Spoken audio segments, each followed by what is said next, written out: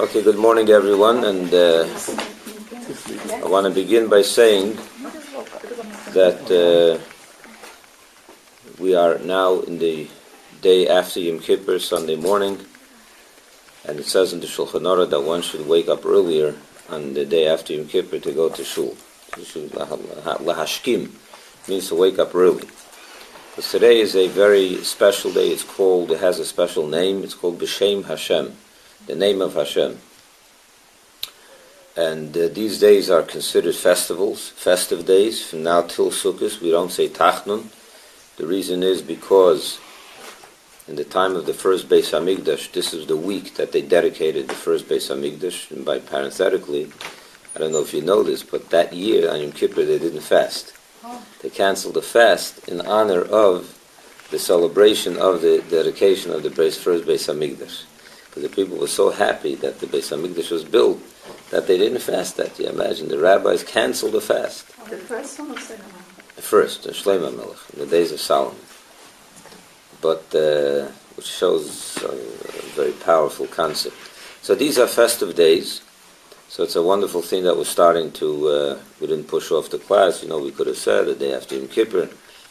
Today's class is being sponsored by Barry and Sharon Schechter in memory of Sharon's late brother. Oh, brother. Yes. Sorry, I thought it was my father. Late brother, Lipa. Aaron ben Lipa, whose yahrzeit was on the 6th of Tishrei, 5 days ago, and this is the first Sunday following that yahrzeit, so they're sponsoring today's class in his memory. His neshama should have an aliyah, and the schus of learning in his memory should stand him by. So naturally, we're 4 days before Sukkot, so let's talk a little bit about the Yom Tov of Sukkot. On Sukkot, there are a number of beautiful mitzvahs. It's one of those Yom Tovim that's full of mitzvahs. It says that the Jews, the Talmud, the rabbis say a very interesting thing, that between Yom Kippur and Sukkot, Jews don't have time to sin. That's what they say. They're always looking at to say nice things about the Jewish people. They say, who has time to sin between Yom Kippur and Sukkot? This one's busy with buying his lulav and esrog, and this one's busy with building the sukkah. And there's just so much going on that who has time to sin? It's a very busy mitzvah, a busy Yom Tov. We have the mitzvah of sukkah, we have the mitzvah of the lulav and the esrog. Unlike other Yom Tovim, which is not that many mitzvahs on Pesach, you have matzah. This mitzvah has more. This Yom Tov has more. So I'm going to speak today and next Sunday about the Yom Tov of Sukkot. And we'll start today, we'll talk about the additional custom of Sukkot, which is the pouring of the water in the Beis HaMikdash, known as Nisuch HaMayim. I'll give you a little historical context to this.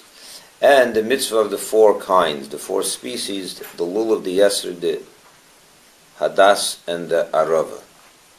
The 4 kinds that we use. And we'll talk about those 2 today. Next week we'll talk about the other topics of this Yom Tov. So let me begin with the mitzvah of Nisuch HaMayim. In the Torah, the Yom Tov of Sukkot is very unique. It's an 8-day holiday, or a 7-day holiday, followed by Shmini Atzeres. And on these 7 days, the Jews brought a series of offerings unlike any other holiday. And they were told to bring 70 bullocks to be offered in the temple.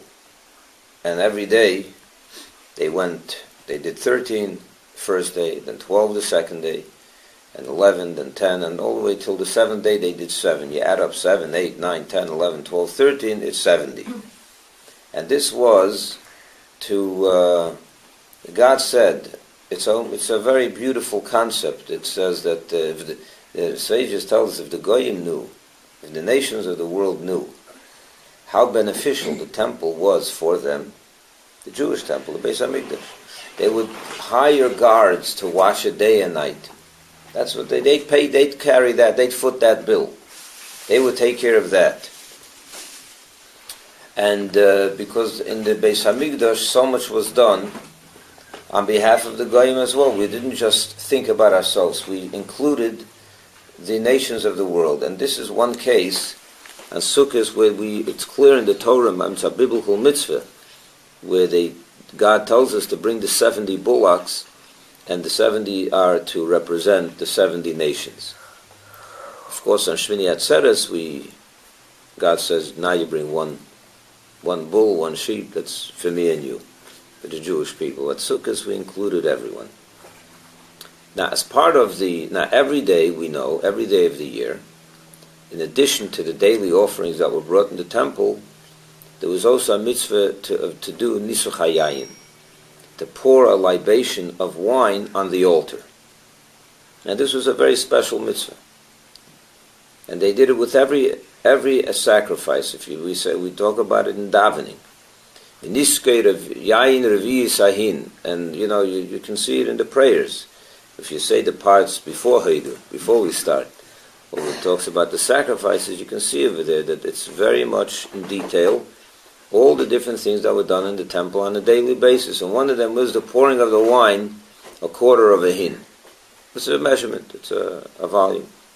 And they poured it on the Beis Hamikdash, on the altar, and that was part of the service. They also brought meal offerings and all kinds of things. But the Nisuch HaYayin was a daily thing, with every offering.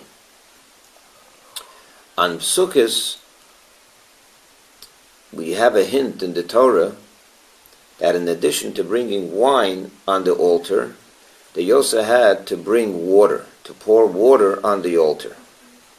And this is clearly indicated, the rabbis tell us, it's hard for me to explain it now without the Chumash in front of you, but if you take a Chumash, you will see that in those 7 days, where the Torah describes the daily offerings, what should be brought as the additional offering on Sukkot, it almost goes through a repeat. It's almost a repeat 7 days, with the difference of 13, and the second day it says 12, and then 10, and then 9, 11, then 10.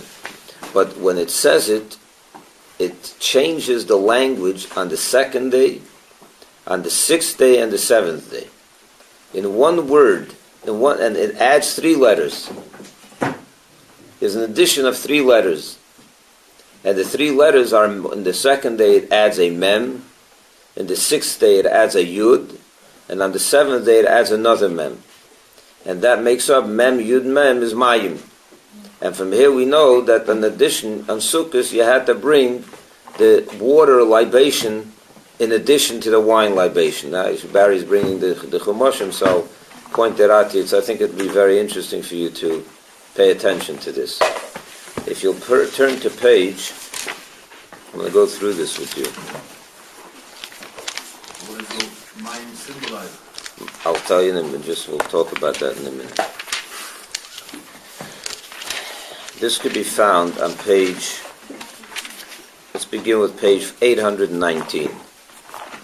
It's in the book of Numbers, in the Parsha of Pinchas, and it begins to talk about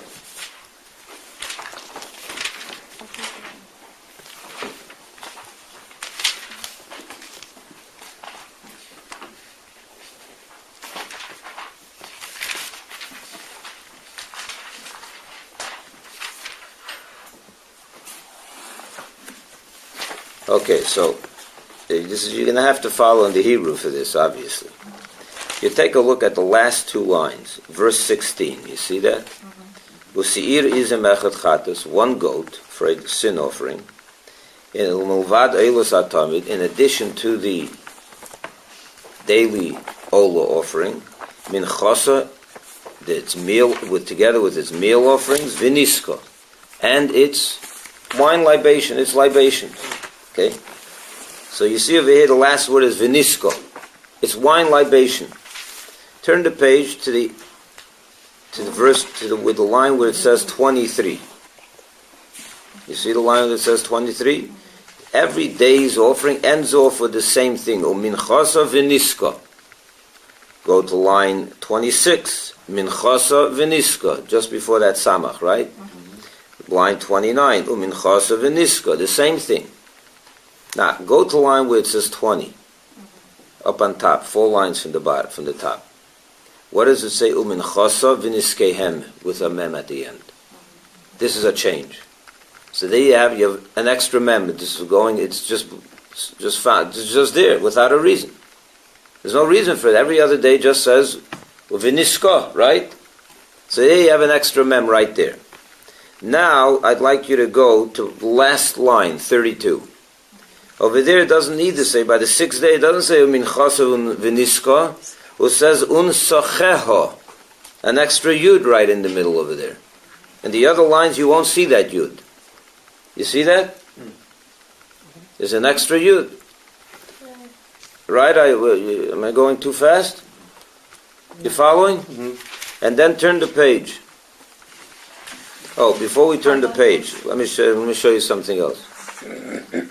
Before you turn the page, look at, and I'm going to point out another thing that it says every day the same two words. On verse 19, on the line 19, it says, begins the la'elim, with the rams, v'lakvosim, and the sheep, and misporam in its proper number, kamishpat, as the rule is, as its law. The next on page line 22, again, b'misporam kamishpat. Line 25, b'misporam kamishpat. It says the same thing on every day. On the seventh day we have a change. Take a look. The end of line 33, b'misporam, and the first word of 34, instead of kamishpat, it says kamishpatam. A change. So there you have the second mem. So this whole story, the whole in the whole description of these sacrifices, the Torah throws in an extra mem, an extra yud, and an extra mem, referring to water. So here we know, I mean, of course, God told Moshe at Mount Sinai that there should be a water libation. But we see it, how God also hinted it in the text itself. So on Yom Tov, there was supposed to be a water libation. And the Talmud describes how this water, the unbelievable commotion that took place when they went to draw that water. They didn't have tap water those days. Everything you needed, you go to the well, or to the Maya and Ashilua. They went to the special spring at the foot of the mountain over there in Jerusalem. And they would draw that water. And they would bring that water to the Beis HaMikdash. And with that water they would use for the the water libation. Now, the Torah described, the Talmud describes the joy and the fanfare that accompanied the drawing of this water. When they drew that water, the rabbis danced, they played music. It was an unbelievable commotion to the point where the Talmud says that if you didn't see that, you didn't see simcha in your life. You don't know what joy is. If you didn't see that joy, you don't know joy. And they would then dance in the temple itself. There would be a special gallery for women and a special place for men, and they would dance with music. And the rabbis would juggle fire. They have people that knew how to juggle four flames at one time. There was another person that was able to juggle 8. And they made it was like an unbelievable thing. I mean, it was in the temple. Imagine, you wouldn't expect it. And when did this happen? This happened on the second night. The second night, because on the first night is Yom Tov. The first day is Yom Tov. In Israel, there's only one day Yom Tov, right? The second day already is Chol Hamoed. So the first day they couldn't play music and they couldn't do all this thing. On the second day, they started this celebration around the drawing of the water. And in the Talmudic language, it's called the Simchas Beis HaSheyever, the joy that accompanied the house of the drawing of the water. Right? Now, this is all a beautiful idea, and it sounds interesting, and up till today, in thousands of communities around the world, they have a Simchas Beis HaSheyever. And I will tell you that in 1981, just parenthetically again, in 1981, it was the Rebbe, and I was there, who started up again this custom of Simchas Beis HaSheyever. He asked that there should be all-night street dancing. And there was, up till 6 o'clock in the morning, the bands would play, of course not on Yom Tov, but on Chol Hamoed. On Yom Tov, they danced without music all night. I mean, we went all night, every night. You imagine that? Every single night of Sukkot, all night. We were tired that week. but the Rebbe asked for it, and it started happening in many, many communities. First Chabad, and then everyone else. Now, So the today, obvious... Rabbi, if it was to be celebrated outside Israel, since we have Wednesday, Thursday, Friday, Saturday, It would start, when would it the be? music would start Saturday night. They would do it Saturday night? Yeah. And then Sunday night and Monday night and Tuesday night. Now, the obvious question over here is, with every mitzvah that you do, you should be happy. You should be happy when you do mitzvahs. But what was the big deal of this particular mitzvah that they made such a grand celebration around it? Why was it so significant that they would call forth for such an outbreak of joy? We don't find this in any other mitzvah in the Torah that they would be so happy. It's even more than Simchas Torah. I mean, the Talmud doesn't tell us about Simchas Torah. Actually, Simchas Torah doesn't even appear in the Talmud. It came later. The celebration of Simchas Torah is a later thing by I think the sages right after the Talmudic period. For sure it's rabbinic. That's for sure. But the Simchas Beis HaSheyev is also rabbinic. And the Torah doesn't say you should have this grand celebration when you draw the water. It says that you should be happy on Sukkot. It's no question. It's called the time of our season of our joy, the season of our joy. But that's not necessarily associated with the water. What was it about this celebration of this mitzvah that called forth such a celebration of an unbounded joy? So for this we have, a lot of times the Chassidus complements the more revealed parts of the Torah, and you look in the Talmud, it doesn't really describe the reason. What's the reason for this joy? It's a mitzvah, sure. It's Sukkot, it's the time of our joy, so they were extra special happy. But such a type of joy that if you didn't see this, you don't know what joy is. I mean, what's it about the drawing of water that makes it so special? So in the discourses, it's explained as follows. And the Rebbe explains this at great detail. He says there's two types of libation. As I mentioned, there's the wine libation every day of the year, and there's the water libation on the 7 days of Sukkot. So he draws upon the distinction between wine and water. What generally is he magnifies the question. He said you would think it would be the other way around. When you draw the wine is when you should be happy. Wine, after all, makes you happy. You drink enough wine, you don't need music. You can dance. You dance on your own, right? You don't need any help. But water is not exactly a type of beverage that makes you very joyous. It doesn't even taste like anything. Wine makes you happy. So when you draw the wine, it could be associated with joy. It would be understood. But it's the opposite. It's the water that draws that brings upon this great joy. With the wine, okay, it's another mitzvah like any other mitzvah. There's no great joy in the in the pouring of the wine. So he explains like this: wine in general is a beverage, as I mentioned, that makes you happy. It has a taste. People are into it. It's like old wine, aged wine. People enjoy it. I have not developed a great taste for wine, I must admit.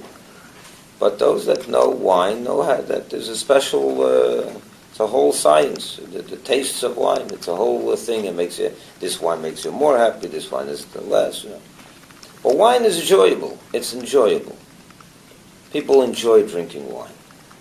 And every more important celebration, a wedding, we go to any kind of happening, any kind of party or dinner or get-together, wine is going to be just served. There's a bar and people drink wine. They get happy.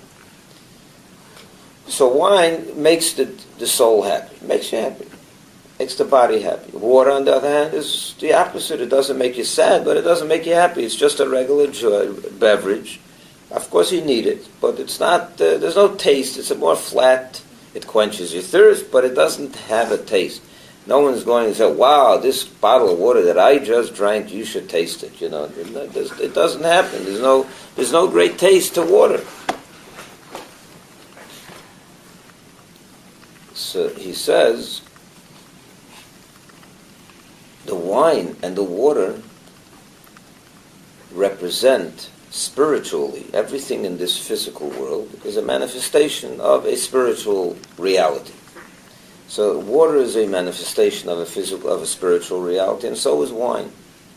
What is the difference spiritually between wine and water? Let's talk within the human being. In wine would be those things that we do. Let's talk spiritually in the realm of holiness. You come to a class, you sit, and you listen for an hour, 40 minutes, whatever it is, and you're hearing an intellectual, nice idea. It makes sense, you enjoy it, it puts things together, and you go away feeling happy about what, you just went to a class, a Torah class, and you enjoyed it. The information made a lot of sense, and you absorbed it, you understood it well, and you're happy. You go away, the rest of the day you feel uplifted, you like it. That's the wine. That I would compare to the wine. When you learn Torah and you properly understood it, you grasped it, your mind absorbed it, your mind took it in, it gave you intellectual stimulation, it made you happy. The Torah says learning Torah, it says in Tehillim, learning Torah is the greatest happiness, because there's no greater happiness than the happiness of the intellect. That's the most sophisticated joy, is the joy of intellect.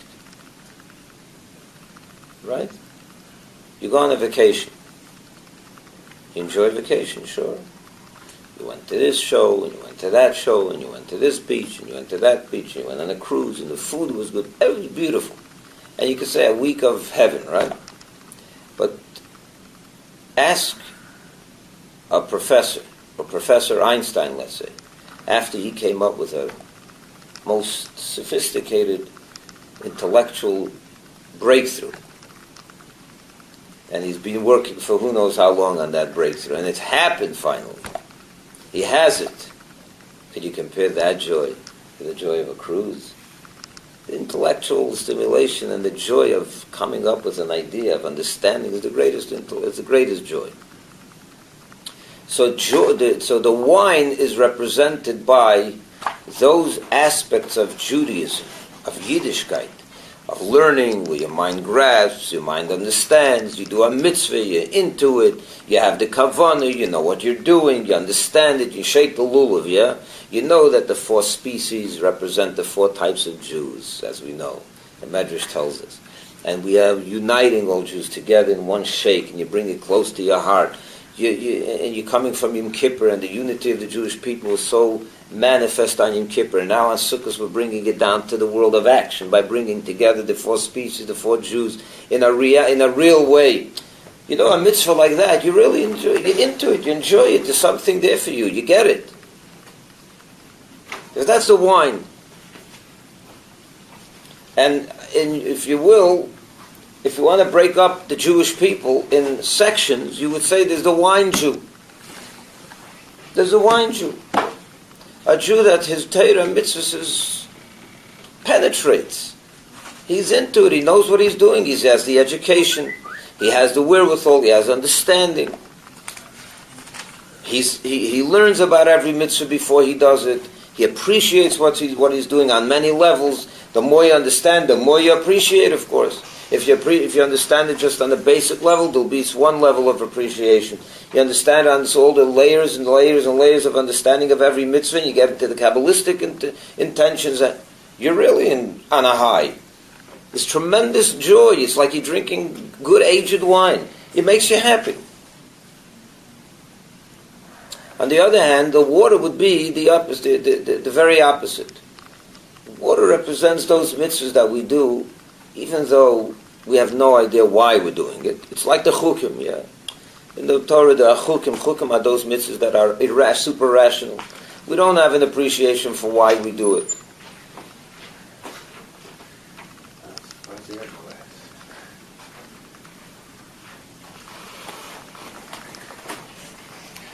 couldn't get up.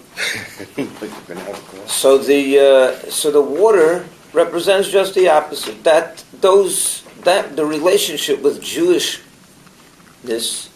with Torah, with mitzvahs. People that I know a lot of people, even sometimes myself. I do a mitzvah. I didn't prepare for it. I'm not sure. I don't know the information that well. It comes up difficult. And a lot of people they don't have the education and they just do the mitzvah because it's the Jewish thing to do. How many people came yesterday to shul? A lot of people came. Could you say that everyone who was there exactly understood everything that was going on, and everyone prayed with the great kavanah? And some people were holding the machzer. They weren't on the right page, and they didn't bother, and some of them didn't even take a book. They just sat and looked around. Could you say that they had a great, joyous experience? They understood what they were doing. They connected to God on a deeper level of Yom Kippur, the highest level of the soul. It went right. And many people goes right over their head. They don't know this. It's not because they don't want to know. It's because no one told them. So they come. They say, "How was your experience?" Whatever. I came. I made like I said. Yes, I made my grandmother happy. I had to be there. But they themselves said it's a little bit over their head. They're disconnected. They don't make the connection, and they wait for next year to make their grandmother happy again. But it's not. So you say that's water. It's tasteless. There's nothing to it, right? And the same thing with ourselves. A lot of times you do a mitzvah, or you're involved in something, you lack the passion. Either because you don't know why you're doing it, no one ever told you, or even if they did tell you, they tried it, you didn't understand it. Or it's sometimes those mitzvahs that there's nothing to understand. There is beyond our rationale. So that's the water within our experience of Yiddishkeit. And then again, if you're going to break the Jewish people in sections, there's the water Jews, that they do everything only because Kabbalah said, they just do it because they're told you have to do it, and that's why they do it. Says the Rebbe like this. You would think that the greatest joy is by the wine Jews, by the wine mitzvah, by the Torah that you're learning to understand, the wine libation. Interestingly enough, in the Talmud it says the opposite, that the greatest joy was when they drew the water, not when they drew the wine. How is that? Why is that? It would seem counterintuitive. The answer is the answer is,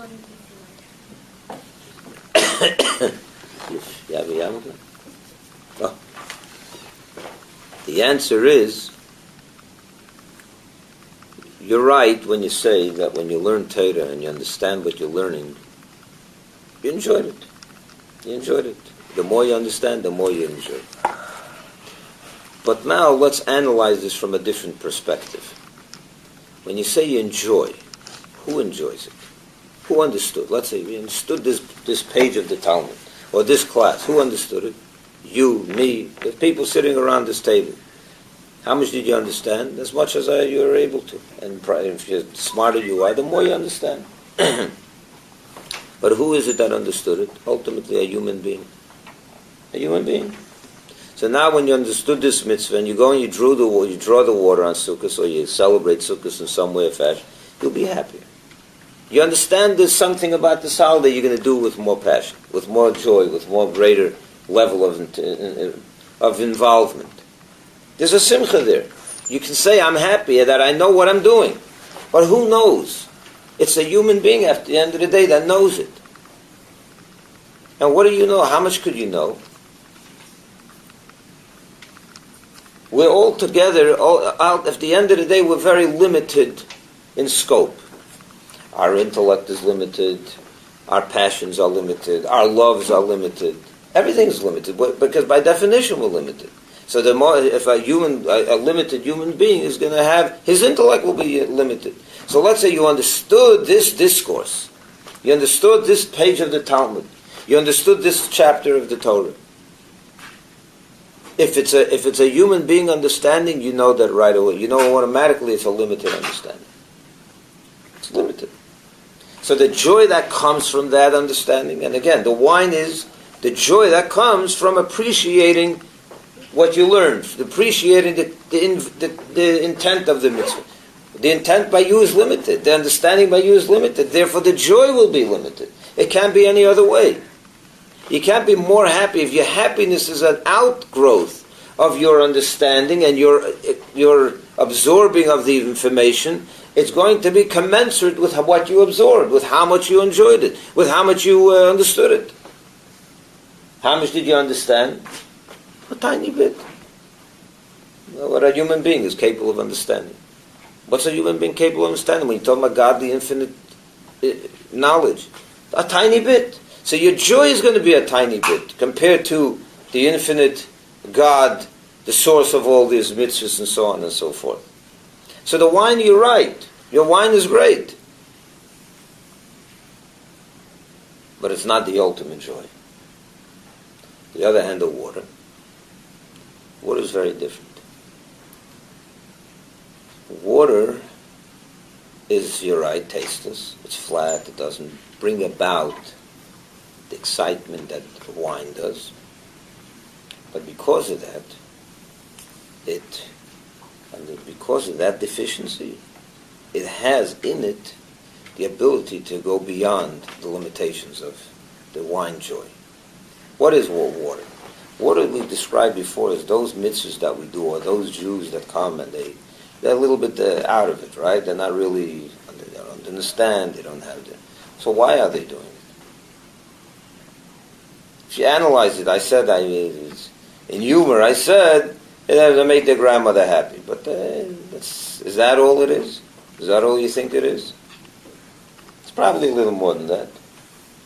What draws a Yid has no idea what's happening on Yom Kippur Tishul. And they start crying when they're there. Embedded in their system. What is it? Obviously, there's something beyond their understanding. They don't understand. Beyond their emotional attachment, they don't have an emotional attachment. If you don't understand what you're doing, you don't have an emotional attachment.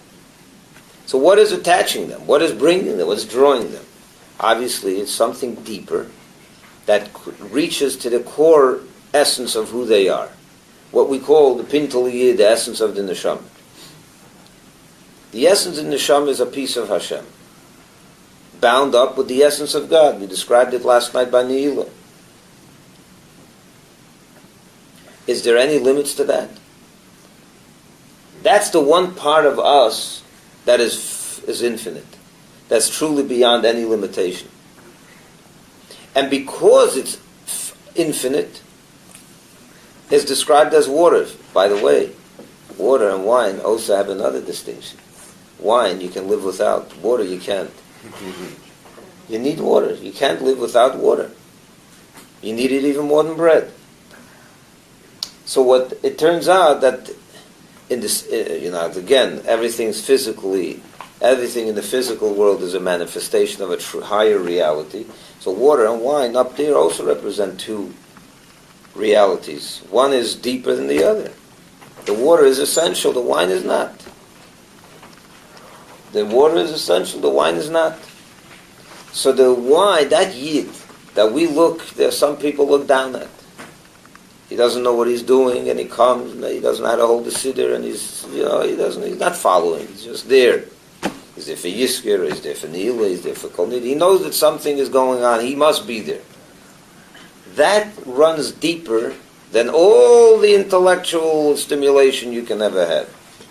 Because the intellectual stimulation, the enjoyable wine that you take in, and you breathe in, and you suck in, and you drink down, it's all great. But it's all you. And your neshama is limited. Your intellect is limited. There's only one part within the human experience that's not. The Yiddish experience, and that is the water. The Pintal Yid. The taka doesn't have a taste. It's not enjoyable because you can't put your hand around it. You can't quite grasp it. But it's there, and you know it's there. You feel it. That brings out the greatest joy. Because what brings a Jew to be happy? His connection to God. What's going to make him happy? Another movie that he watched? Simcha by Yid is godliness. The higher the godliness, the greater the joy.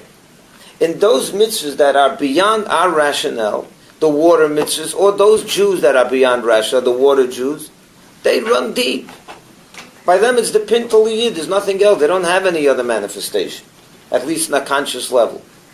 Or at least it's covered, concealed. The only thing that they're in touch with is that pintel, that essence. And when we do a mitzvah, we draw wine, we draw water.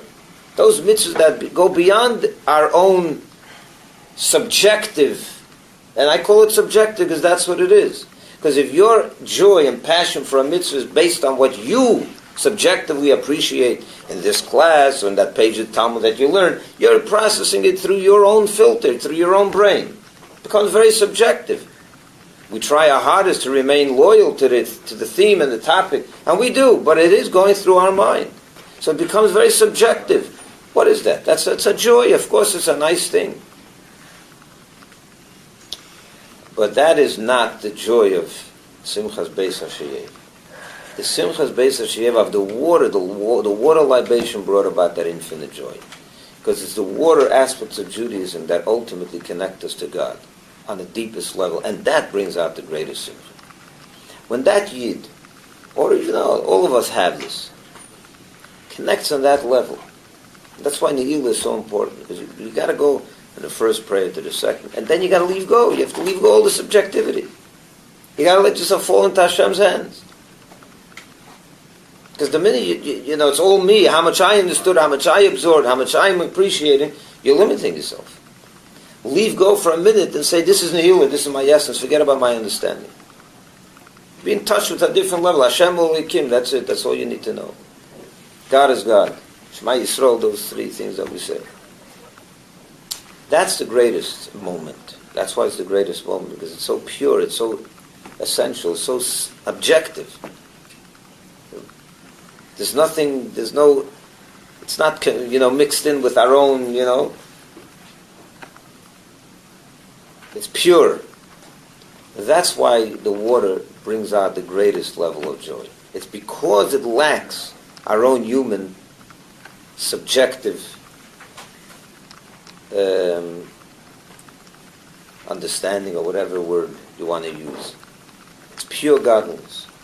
And we call it in Hebrew, Kabbalah say, when you do a mitzvah just because God said to do it, that's pure godliness.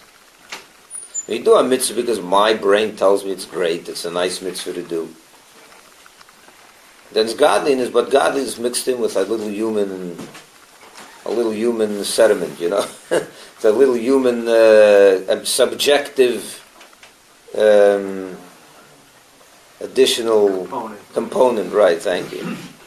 But when you do a mitzvah that has nothing of that, it's water, pure godliness. And that's pure, that's essential, that's the water libation. But here's the key. So then why don't we do this all day, every day? You should throw out the wine libation and just have a water libation, right? Let's just do that every day. The answer is that if every day in shul you sat with your siddur and you didn't know what you were doing, you were just there because you have to be there, and you're not allowing it to come down to the other four levels of the neshama, you're not getting anywhere. We wouldn't be here. You wouldn't be here. You wouldn't be here. It's like a kid that would have the relationship with his father would be always, I'm your father, you love me anyway, so I can do whatever I want, right? You can't have a relationship like that. There are moments, yes, but every day you have to have rules. There has to be some discipline. There has to be, the neshama is that fifth level, the Ne'ilah level, is deep. But all year round, we don't have 5 prayers. We only have 4. 3 and maybe 4. Because the rest of the year, the Aveda has to be the wine.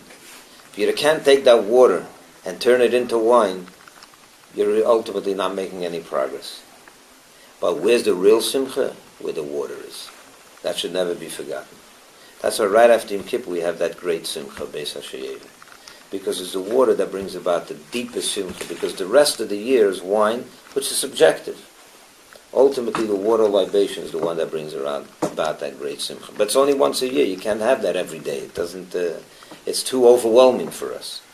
You can have that once a year, Yom Kippur once a year, Sukkot, but the rest of the day you have to be at a class, understanding with your own brain. Because if you're always relying on the answers of your neshama, you're ultimately disconnected. God wants that every part of us should be in touch with Him, not just the essence. It has to be based on the essence. It has to be based on Kabbalah Seil, on acceptance of the yoke of heaven. But if it can't come down to your subjective, yourself, where you incorporate it into your own mind and heart, you're disconnected. So, this week is about the water. But remember that every day of the year it is about wine. So go drink the wine, huh? Hi.